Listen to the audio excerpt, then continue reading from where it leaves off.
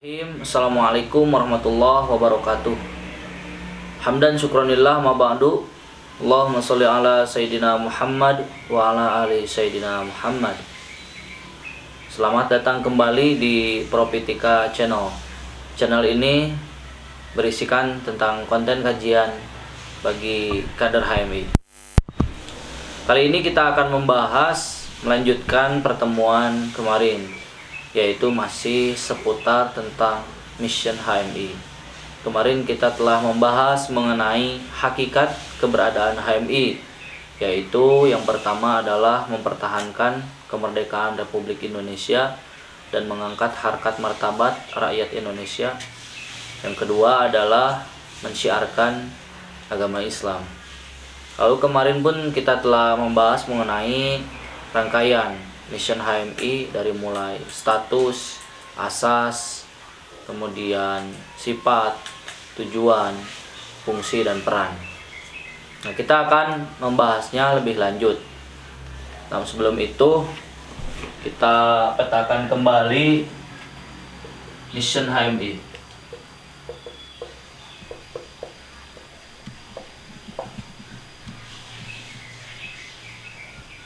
Yang pertama, status.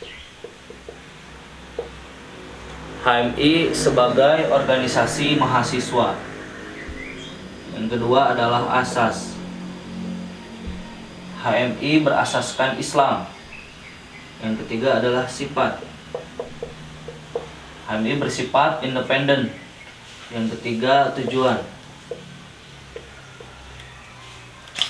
Tujuan HMI adalah terbinanya insan akademis, pencipta, pengabdi yang bernapaskan Islam dan bertanggung jawab atas terwujudnya masyarakat adil makmur yang diridhoi Allah Subhanahu wa Ta'ala.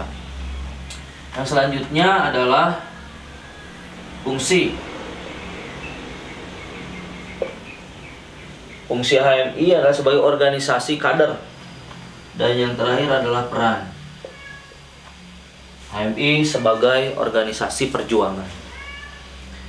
Berangkat pada pembahasan pertama, yaitu status. HMI sebagai organisasi mahasiswa.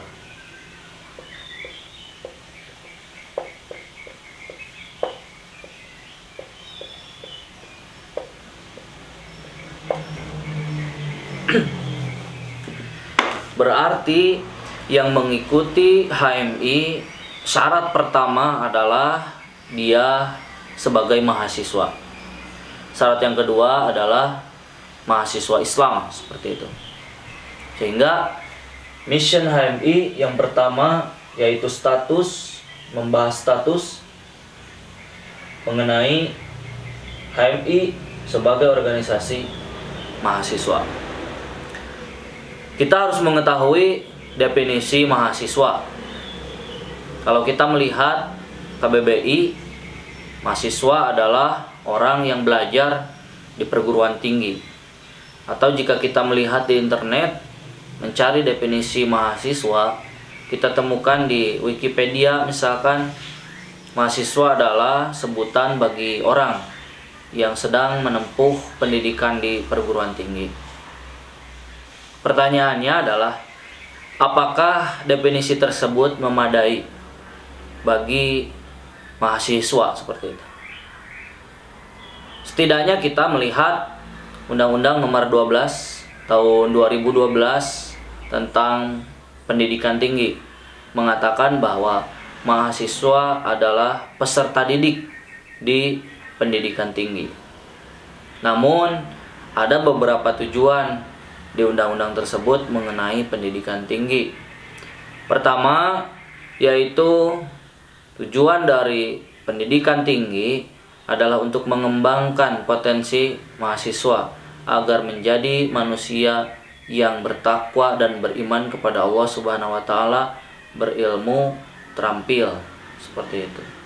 Selanjutnya, tujuan dari perguruan tinggi adalah mengembangkan ilmu pengetahuan atau teknologi demi kepentingan nasional. Yang selanjutnya adalah bagaimana mahasiswa menguasai cabang dari ilmu pengetahuan tersebut. Yang selanjutnya, tujuan dari Pendidikan tinggi adalah pengabdian kepada masyarakat agar mewujudkan kesejahteraan sosial, kira-kira seperti itu. Nah, jadi pendidikan tinggi seharusnya menjadi sumber dari inspirasi ketika negara membutuhkan solusi. Nah, misalkan negara akan mengonsep sebuah program tentang pendidikan. Bagaimana caranya atau kemana referensinya? Harusnya negara mencari referensi tentang konsep pendidikan itu ke perguruan tinggi dengan mengumpulkan misalkan mahasiswa jurusan FKIP atau jurusan tarbiyah. Dikumpulkan mahasiswa-mahasiswa terbaik, lalu ditanyai bagaimana konsep pendidikan yang seharusnya diberlakukan di Indonesia. Idealnya seperti itu. Atau misalkan kepala daerah menginginkan sebuah konsep ekonomi untuk kesejahteraan sosial. Kemana harus mencari referensi? Tentu jika kita menganut kepada Undang-Undang Nomor 12 Tahun 2012 tadi, seharusnya yang menjadi referensi adalah perguruan tinggi. Misalkan tentang ekonomi seperti yang tadi dibahas, kita kumpulkan mahasiswa-mahasiswa ekonomi, kemudian ditanyai bagaimana konsep ekonomi untuk kesejahteraan masyarakat. Misalkan seperti itu. Begitupun saat menjelang kontestasi politik. Pandangan tentang politik, pemilu, sistem negara, seharusnya siapa yang ditanyai? Yaitu pihak perguruan tinggi, baik itu mahasiswa ataupun dosen. Bagaimana sistem politik yang baik? Bagaimana pemilu yang baik menurut orang yang menempuh pendidikan tinggi, misalkan di fakultas politik seperti itu. Akan tetapi, apakah hari ini untuk membuat konsep pendidikan, konsep ekonomi, konsep politik, sosial budaya, dan konsep-konsep yang lainnya, apakah perguruan tinggi masih menjadi referensi utama? Atau kita malah mencari referensi lain, bukan dari anak bangsa, misalkan menggunakan konsep di luar yang bisa jadi tidak cocok jika diterapkan di negara Indonesia seperti itu. Kenapa perguruan tinggi atau mahasiswa tidak dijadikan referensi utama? Bisa jadi karena mahasiswa hari ini memiliki orientasi yang berbeda mengenai kuliah seperti itu.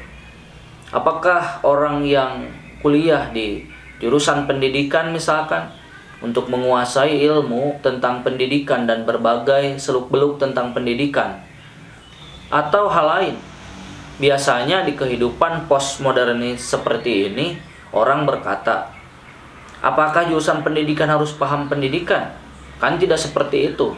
Bisa saja saya dalihnya menguasai ilmu lain, saya bisa mengedit, misalkan saya bisa melakukan hal lain, misalkan saya bisa nyanyi walaupun saya jurusan pendidikan. Iya, memang baik jika seperti itu. Tetapi apabila dia bernyanyi meninggalkan pengetahuannya tentang pendidikan, alangkah lebih baiknya dia masuk jurusan seni seperti itu. Atau kehidupan posmo ini sering mempermasalahkan, misalkan mahasiswa kan tidak harus menjadi intelektual, dia bebas mengekspresikan dirinya. Apa salahnya saya dugem tiap malam misalkan? Dan apa salahnya saya melakukan kesenangan-kesenangan demi kebahagiaan saya sendiri? Apa urusannya dengan kamu? Misalkan seperti itu. Memang kehidupan posmo ini kita dibiaskan dengan berbagai konsep mengenai kehidupan. Salah satunya tadi ujaran-ujaran seperti mahasiswa pendidikan kan tidak harus paham pendidikan, mahasiswa ekonomi kan tidak harus paham ekonomi, mahasiswa politik pun tidak harus paham politik. Lalu pertanyaannya, jika ungkapannya seperti itu, siapa yang akan memberi masukan untuk kepentingan nasional tentang pendidikan jika orang pendidikannya tidak paham pendidikan? Atau siapa yang akan memberi konsep tentang ekonomi demi kesejahteraan masyarakat apabila mahasiswa yang jurusan ekonomi pun tidak memahami teori ekonomi seperti itu. Begitupun dengan politik, sosial budaya. Jika mahasiswa yang bergelut di bidangnya pun tidak menguasai, lalu harus ke siapa kita mencari referensi? Kembali ke dalih yang kita telah bahas sebelumnya, apa salahnya mahasiswa pendidikan tidak paham pendidikan? Dan apa salahnya mahasiswa ekonomi tidak paham ekonomi? Dan apa salahnya mahasiswa tidak menggandrungi ilmu pengetahuan? Toh bisa-bisa saja saya mencari kesenangan sesuai dengan kebahagiaan saya sendiri. Itu jawabannya mungkin ada di Anda sekalian.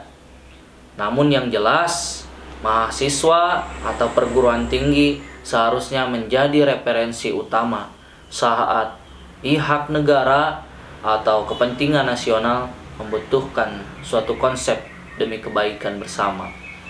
Apabila bukan mahasiswa dan perguruan tinggi, lalu harus kemana? Negara mencari referensi untuk membuat konsep demi kesejahteraan bersama. Terima kasih dari saya. Assalamualaikum warahmatullahi wabarakatuh.